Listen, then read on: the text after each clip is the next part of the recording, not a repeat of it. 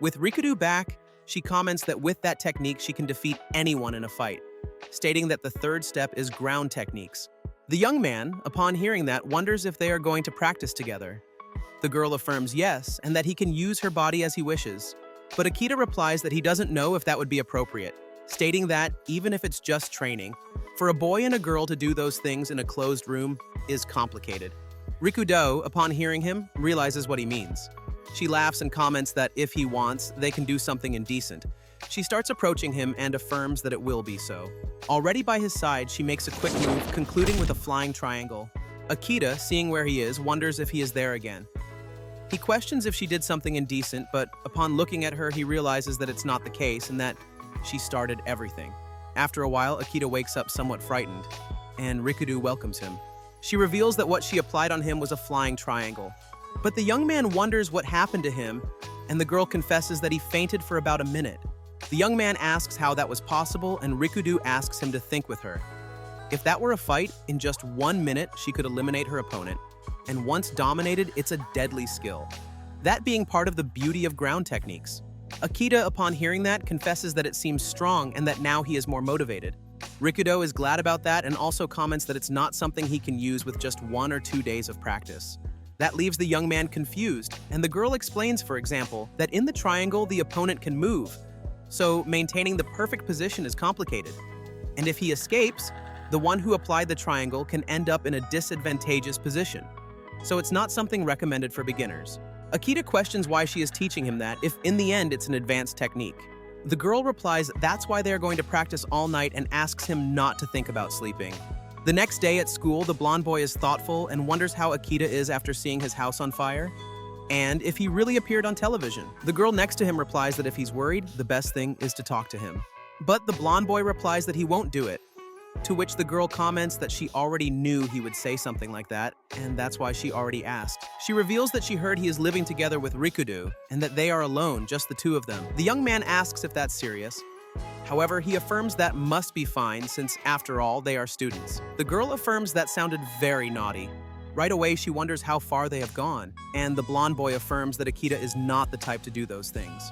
Then they see Rikudu calling Akita. She approaches him and comments that he surprised her yesterday, since after so many times, he didn't improve at all, and that it's impressive the lack of talent he has.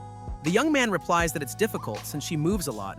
The girl then says there's no other option, and that they will have to repeat it more times today.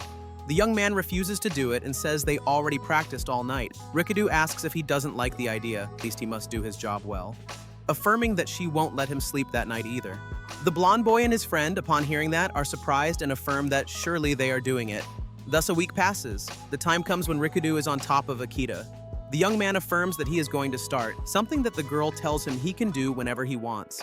Then he starts with the technique, remembering the movements and how they have to do it to fit in a good triangle. Upon concluding, he thinks that now he has to push his knee to tighten even more. In the end, he manages it, since Rikudu asks him to release her. The student lets her go and affirms with joy that he finally managed to make her surrender. The girl replies that he did well and that at least now he will manage to make it work. Akita comments that he trained hard for a whole week. Then Rikudu reveals that normally it takes a little less. Right away, she affirms that it's fine and that now it's time for the next step. Akita, upon hearing, asks for a break and says he is going out to buy something. After buying, he thinks that he feels a lot of pain. He affirms that it's good that Rikudu is teaching him, but that she doesn't take it lightly, and that if it continues like that, he will end up with a broken body.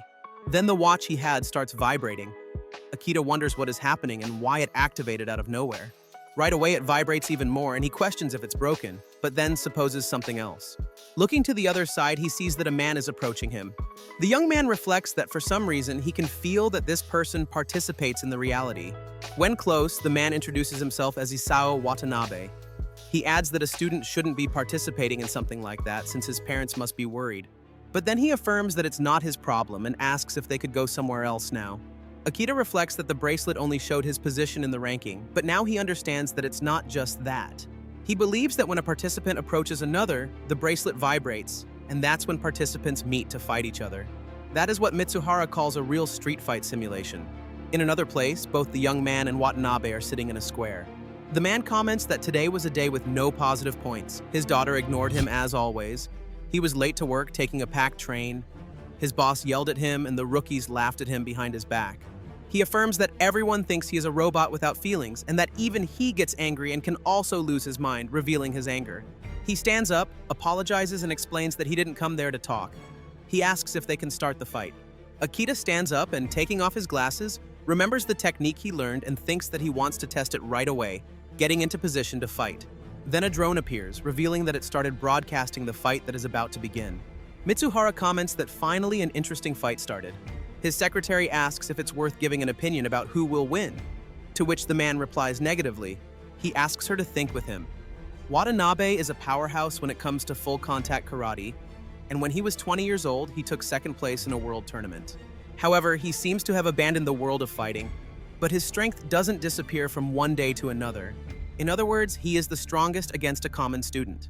The secretary asks if then what he is saying is that Akita will be massacred, to which Mitsuhara affirms that will happen.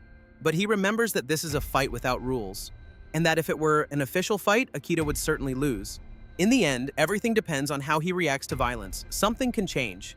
The student looks at his opponent and thinks that he doesn't seem that strong, that he is just a man. He starts moving and now goes on the attack, beginning with a low kick. Mitsuhara, upon seeing that, shouts that it's not bad, and that Akita even pretended to walk to hide his intention to attack. But Akita quickly takes distance and ends up confused. He reflects if that man didn't defend himself and that he also didn't react. He managed to land the hit, but even so, it didn't work. Then it is explained that the conditioning of body parts changes. That in full-contact karate, one of the trademarks is the training to strengthen body parts, since fights are bare-handed. Participants train their bodies using impact posts and sandbags. Among all the training, fists and shins are the most important. Over time, those body parts become weapons capable of destroying the adversary, transforming both into armor and attack tools. That's why Watanabe's shins are practically armor, since he was ranked as the second best in the world of full-contact karate. The low kick doesn't work, just at the moment when Akita tries again, but without results. So the man starts walking towards the student, who keeps taking some distance until cornered. At that moment, Watanabe prepares an attack, striking right where Akita was. The young man falls to the ground since he managed to dodge and then looks at where Watanabe's attack landed. It reveals that due to being the second best in karate, his fists are undoubtedly a lethal weapon, since he managed to destroy part of the wall. The young man thinks that it's impossible. He considers that if he receives such an attack, it will be his end. Looking at his approaching opponent, he wonders what he should do now. He reflects that it doesn't matter, and that, since kicks don't work, what he has left is only the lightning punch. But unfortunately, Watanabe defends himself, leaving the student totally unprotected and receiving an attack.